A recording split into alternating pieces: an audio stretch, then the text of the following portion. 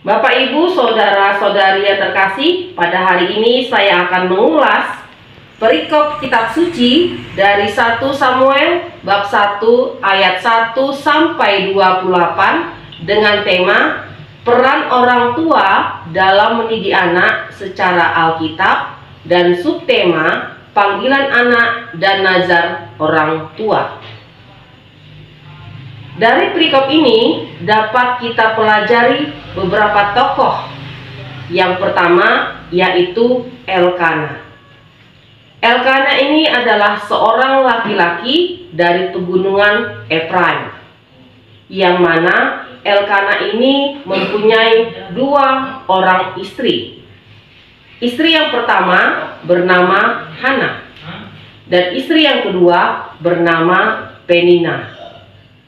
Adapun karakter dari Elkana ini adalah sebagai berikut. Yang pertama, Elkana ini adalah seorang suami yang takut akan Tuhan. Ini terbukti setiap tahun ia selalu membawa kedua istrinya dan anak-anaknya pergi ke Silo untuk beribadah kepada Tuhan. Yang kedua, Elkana ini adalah seorang suami yang penyayang terhadap istrinya. Ini juga dapat kita lihat pada saat ia menikahi Penina, ia tetap menjadikan Hana sebagai istrinya. Kemudian yang ketiga, Elkana ini adalah seorang suami yang tidak egois. Ini juga dapat kita lihat bahwasanya Elkana menyerahkan sepenuhnya kepada Hana tentang perawatan daripada Samuel sebelum ia dipersembahkan kepada Tuhan di Silo.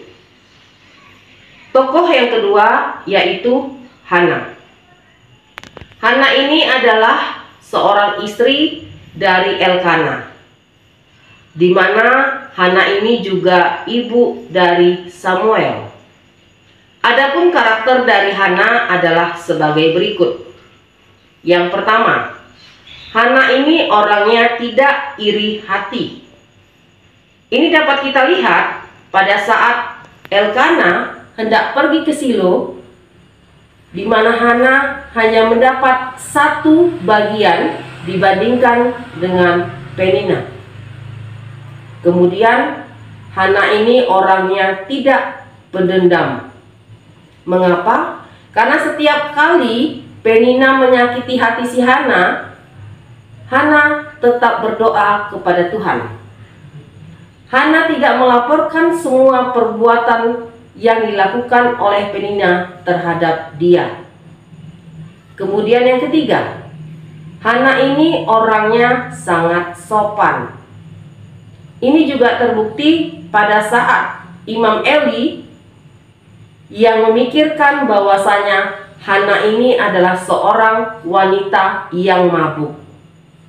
Padahal Hana tidak seorang wanita yang mabuk. Tetapi Hana tetap berkata kepada Imam Eli dengan sopan. Yang ketiga, Hana ini dia berdoa dengan rendah hati. Ini dapat kita lihat dari bacaan tadi bahwasanya awal Hana berdoa, dia mengucapkan Tuhan semesta alam. Dan yang terakhir, Hana ini melakukan nazar.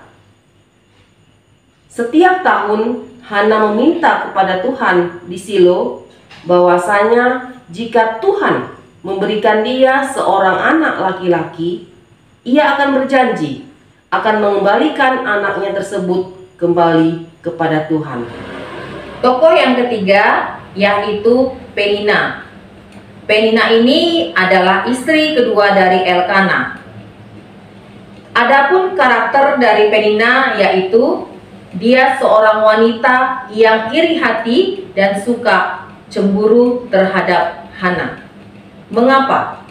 Karena Penina merasa dirinya lah wanita yang masih muda, tetapi mengapa Elkana tidak menceraikan Hana yang sudah tua bahkan mandul.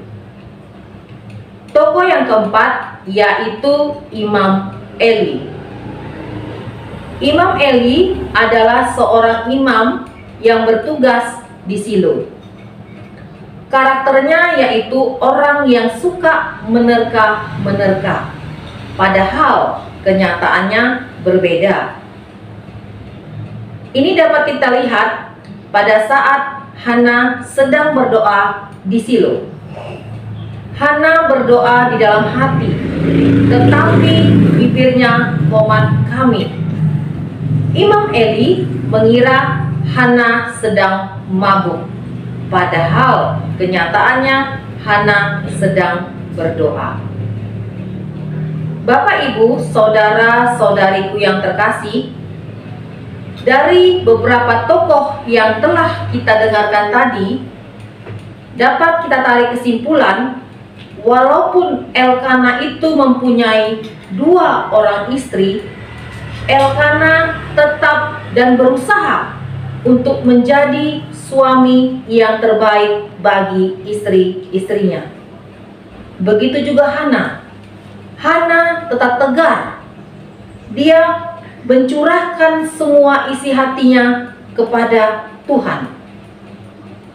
Jadi saudara-saudariku yang terkasih, dari beberapa tokoh yang sudah saya sampaikan tadi, dari seorang Hana dapatlah kita contoh kedewasaan iman dari Hana. Mengapa? Kita lihat, Hana itu tidak emosi. Dia semuanya mencurahkan isi hatinya kepada Tuhan. Begitu juga saudara-saudariku yang terkasih, pada zaman sekarang ini kita banyak melihat, kita banyak mendengar perceraian di mana-mana. Perceraian suami istri. Apa akibatnya? Siapa yang di sini yang dirugikan? Tidak lain adalah anak-anak kita. Lalu bagaimana? Apa yang terjadi dengan iman mereka kalau kedua orang tuanya bercerai? Disinilah penting peranan orang tua di dalam rumah tangga. Saudara-saudariku yang terkasih, mungkin masih ingat pada saat kita mengucapkan janji pernikahan kita di hadapan Romo, di hadapan para saksi, dan di hadapan para umat. Kita akan berjanji sekuat tenaga kita akan menjaga, membesarkan, dan mendidik anak-anak kita sesuai dengan iman Katolik kita. Lalu bagaimana yang terjadi kalau adanya perceraian? Itu yang harus digarisbawahi, Bapak Ibu. Banyak sekarang kita jumpai akibat orang tua bercerai, anak-anak akan lari ke dunia yang tidak berhubungan dengan Tuhan, ke dunia hura-hura yang menurut mereka itu yang membuat senang mereka. Jadi di sini Bapak Ibu, sebagai pendidikan yang paling utama dan terutama adalah peran orang tua di dalam mendidik anak-anak kita. Secara sosial, ada 3 lembaga pendidikan kita. Yang pertama, lembaga pendidikan formal, itu adalah sekolah. Yang kedua, lembaga pendidikan informal, itu adalah keluarga. Yang ketiga, lembaga pendidikan non formal, itu adalah masyarakat. Contohnya seperti tempat les, tempat kursus. Lalu bagaimana caranya menanamkan pendidikan iman pada anak-anak kita sekarang ini? Apalagi saudara-saudariku yang terkasih, di tempat sekolah, di tempat pendidikan formal, jarang kita dapati pelajaran agama Katolik. Lalu siapa yang menjadi tugas untuk menyampaikan pelajaran Katolik kalau bukan kita sebagai orang tuanya di rumah? Oleh sebab itu, Bapak Ibu, saudara-saudariku yang terkasih, ada beberapa cara yang bisa kita pelajari untuk mendidik iman anak-anak kita sesuai dengan iman Katolik di rumah. Yang pertama yaitu doa bersama keluarga. Bapak Ibu, apakah Bapak Ibu dalam satu hari pernah berdoa bersama-sama seluruh anggota keluarga? Kalau pagi kita sibuk mau bekerja, anak-anak sibuk mau sekolah, tidak pernah ketemu. Pada saat makan siang, kita masih di tempat kerja, anak-anak masih sekolah, tidak juga ketemu. Pada saat makan malam, kita pasti bertemu ya Bapak Ibu ya. Jadi di sini usahakanlah pada saat makan malam kita melakukan makan malam bersama, doa bersama. Karena dari kita makan bersama, doa bersama, anak-anak pasti akan belajar bagaimana berdoa itu yang baik dan benar. Yang kedua, dampingi anak pada saat menerima sakramen. Dalam gereja Katolik, kita mempunyai 7 sakramen. Tetapi kita sebagai umat biasa, kita hanya memperoleh 6 sakramen. Sebaiknya lah orang tua mendampingi anak untuk menerima 6 sakramen tersebut. Jangan mentang-mentang sudah besar, misalnya seperti pada saat sakramen Ekaristi dan penguatan, anak-anak tidak didampingi. Yang ketiga, orang tua harus mengusahakan suasana kasih dan kebersamaan di rumah. Contoh yang paling sederhana yaitu misalnya pada saat salah satu anggota keluarga berulang tahun. Bagaimana cara kita mengungkapkannya? Walaupun kita ungkapkan, kita rayakan dengan sederhana, itu tidak masalah. Mengapa? Karena jika kita berkumpul bersama, semuanya berkumpul, mengucapkan selamat ulang tahun, sudah timbul kasih dan kebersamaan kita.